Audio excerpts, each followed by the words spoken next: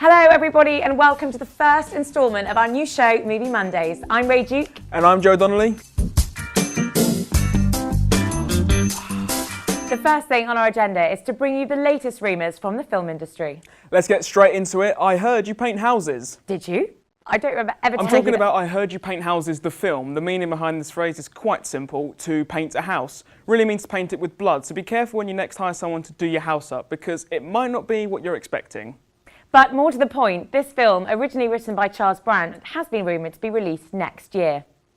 So with this, we'll finally see De Niro reunite with Goodfellas and Taxi Driver collaborator Martin Scorsese. Allegedly, De Niro has stated that Al Pacino and Joe Pesci are also on board. However, De Niro has gone on record saying that they have been trying to do the film for the last few years. Something else that has got the film fanatics talking, Ridley Scott, the behind-the-scenes genius of films such as Alien and Gladiator, recently shed some light on his plans for the long-awaited Blade Runner 2. Although production of the film is not set to kick off until sometime this year, the rumours surrounding Harrison Ford return as Rick Deckard are very much widespread. However, Ridley Scott is not planning on directing the highly anticipated sequel himself. He is instead focusing his efforts on Prometheus 2. This new instalment into Blade Runner is set to be huge as Harrison Ford's recent revisit to the well-known Star Wars franchise has been massively successful, despite Blade Runner's original disappointing run in cinemas on release in 1982. Next up, Beetlejuice. Beetlejuice?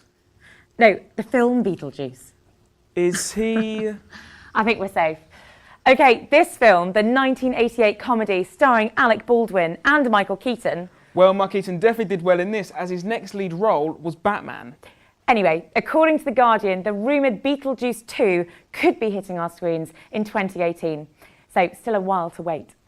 Well, we all know about the Ghostbusters reboot having a strong female lead, and it looks like Sony is applying this to the fourth Men in Black film in the works. But who do you think they're going to cast in that lead female role? Maybe Halle Berry, Jennifer Lawrence, Eva Green. What about Tommy Lee Jones and Will Smith? Are they going to be making a comeback? You see, their involvement is unlikely, as it's intended to be the start of a new trilogy. However, we still don't know whether it could revolve around Tommy and Will's characters, Agent K and J.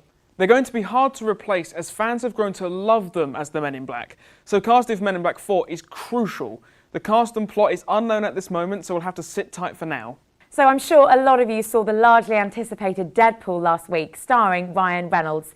Now, to say that this first instalment of Deadpool took 11 years to make, well, they're clearly not wasting any time, are they? According to The Hollywood Reporter, though, a sequel is already in the works. Just please try and make it a little sooner this time. This rush is understandable, as Deadpool broke the record for the largest debut of any R-rated film, reaching over $135 million in its opening box office, and 20th Century Fox obviously needs more money. Recently, Leonardo DiCaprio won his first BAFTA for Best Actor for his role in The Revenant. But did you know that Leo slept inside an animal carcass and ate raw bison to prepare for his role? A bit extreme, but whatever floats your big door, Leo. The question on everyone's mind is that if he won the BAFTA and got the Golden Globe, will he get the Oscar? We all very much hope so. So going back a few years, The Dark Knight featured Heath Ledger as the Joker, and people were amazed by his outstanding performance on screen. Well, did you know that he locked himself away in his hotel room for nearly 6 weeks? He even formed a diary containing a list of things the Joker would find funny, such as AIDS, landmines, and brain damage.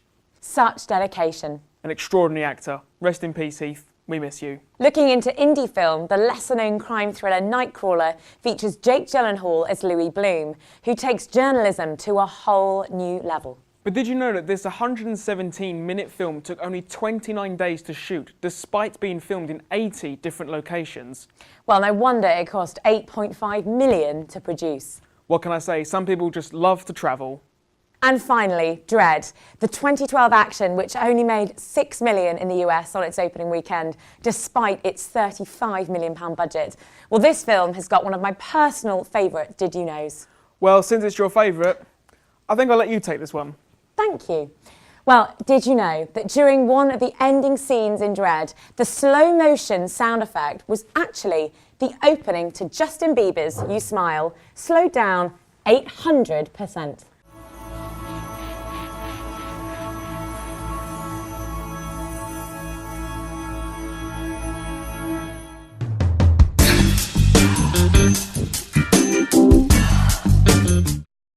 So we can all imagine how much of a huge job it is for an editor working on a full-length feature film. It's their responsibility to make sure that what is outside of the shot stays there. But they're only human, which occasionally leaves some really incredible mistakes in the final product. Here's Movie Monday's top 8 movie mistakes. First off, Spider-Man. Now, we all know the famous scene where Peter Parker is perfecting how to use his web shooter in his bedroom. This scene is actually where one of the most noticeable errors occur. His web grabs a lamp and smashes it on the wall behind him. However, when Aunt May comes into the room asking all about the noise, we see the exact same lamp back on the desk, untouched. Matt Damon plays a superhuman spy named Jason Bourne in The Bourne Identity. However, despite his superhuman powers of battlefield awareness and stealth, he still needs to be rescued from the sea by a fishing crew. Once he arrives back on land, we see him disappear into the surroundings. If you aren't watching hard enough, you're probably thinking that this guy is amazing. However, look closely and you'll see him ducking down behind the blue van that goes past him, running alongside beside it. His red coat and feet are a bit of a giveaway. Over to Raiders of the Lost Ark. Now, I don't blame the director or editor for missing these, as this film includes some huge action sequences and masses of extras. But take, for example, when the camera pans past a Nazi aircraft, the entire film crew is in the reflection. Or the funniest mistake, which is also the most ironic, to make sure the surroundings represented Cairo in 1936, the crew famously removed around 300 antennas from the visible rooftops. That level of dedication would have definitely paid off in the finished film if a man wearing blue jeans and a t-shirt hadn't walked straight into the shot. 007 is a master of espionage and an action icon, so it's no surprise that he captivates audiences and dominates the screen. This is perhaps why such a blatant mistake made in Into Quantum of Solace, looking behind Daniel Craig reveals an extra and his floating broom. It seems Daniel Craig's acting skills didn't brush off on the set of the cast. Action of a different kind now, as we take a trip to Gotham City, along with everyone's favourite DC hero in The Dark Knight Rises. As Batman makes his way through a collection of armed guards, it appears that one just can't take the pressure. In the left corner of the screen, you can see a guard jump way back before Christian Bale even hits his mark. Let's take a trip back to the 80s now with the basketball-themed werewolf movie Teen Wolf. While it's no fault of the director or the editors, one extra appears to be a little overzealous. In the last basketball game, the crowd goes wild for Scott. Look a little closer and you'll see that one of the crowd members has their fly undone.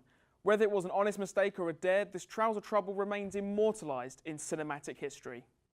Let's go back even further to the first instalment of the Star Wars franchise. Whilst the special editions of the series are plagued with many issues, it's the theatrical release that brings us to our next mistake. In this scene, 3 stormtroopers are walking through a door. Just in case you didn't see it, one accidentally slammed his head against the low-hanging door frame. But rather than reshooting, Lucas decided to keep the mistake in, even adding a sound effect. I think we should throw in at least one Disney film. Even though animations are created a single frame at a time doesn't mean that mistakes don't happen. Let's take a look at a mistake in Frozen. Queen Elsa embraces her powers whilst performing the award-winning song Let It Go. It seems like the editors let the laws of physics go as well. She takes her hair down, then pulls it out onto her left shoulder. However, her hair literally goes through her left shoulder. Well, those are some of our favourite movie mistakes. Let us know what your favourite movie mistakes are in the comments section below.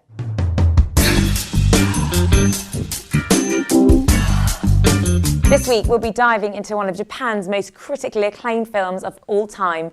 I'm talking, of course, about Studio Ghibli's Spirited Away. From the mind that created My Neighbor Totoro and Howl's Moving Castle, we are presented with another charming piece of Hayao Miyazaki's storytelling.